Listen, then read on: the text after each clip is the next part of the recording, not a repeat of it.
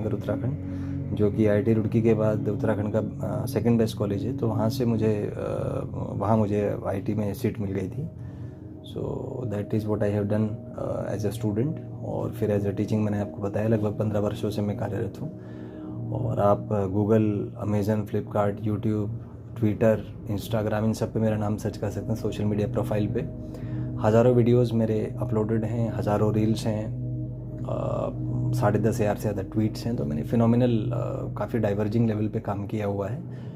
तो आप उसमें देख सकते हैं। और यदि आपको लगे कि हाँ इससे कुछ आपका बेनिफिट हो सकता है तो आप यूज़ कर सकते हैं, क्योंकि ये सारे रिसोर्सेज फ्री ऑफ कॉस्ट हैं, इट्स अवेलेबल ग्लोबली, जिससे कि एक विकसित भारत के लक्ष्य की तरफ हम बढ़ पाएँ। क्योंकि जब मैं एक स्टूडेंट था तो मुझे जो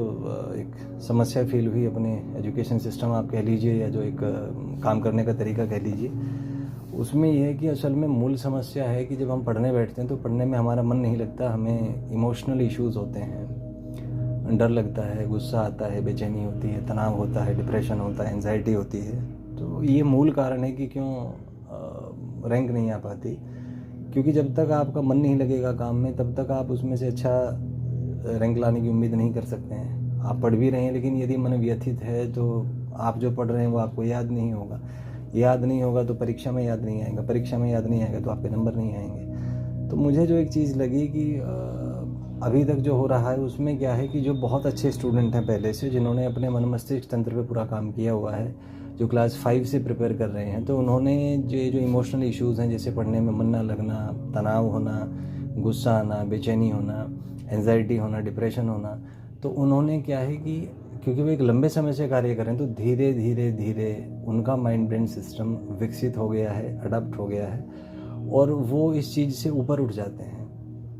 क्योंकि आप देखें, कोई भी काम अगर आप करते हैं नया नया, तो पहले आपको उसमें तनाव होता है, आपको डर लगता है, गुस्सा आता है, बेचैनी होती है। आप मान लीजिए साइकिल चलाना सीख रहे हैं, बाइक चलाना सीख रहे हैं, तो जब आप बाइक चलाना सीखते हैं शुरू में आपको पता नहीं होता कि कितना एक्सेलेरेटर दबाएं, कितना क्लच दबाएं। कई बार ऐसा होता है आप एक्सेलेरेटर ज़्यादा दबा देते हैं, कई बार बाइक बंद हो जाती है। तो शुरू में आपको मैन्युअली सीखना पड़ता है, अपने अंदर कुछ पैटर्न्स बनाने पड़ते हैं, लेकिन एक बार अगर वो पैटर्न्स बन गए then you can go thoroughly with that. तो एजुकेशन और ये जो पढ़ाई है आपका, स्टडीज़, इसके बारे में भी यही है कि एक बार जब तक आपके पैटर्न्स नहीं बनते, आपको माइंड ब्रेन के कोऑर्डिनेशन के जो कॉन्सेप्ट्स हैं, जो बेसिक उनके प्रोसेसेस हैं, जो बेसिक पैटर्न्स हैं, जब तक वो बेसिक पैटर्न्स आपके नहीं बनते, केवल तब तक आपको ये जो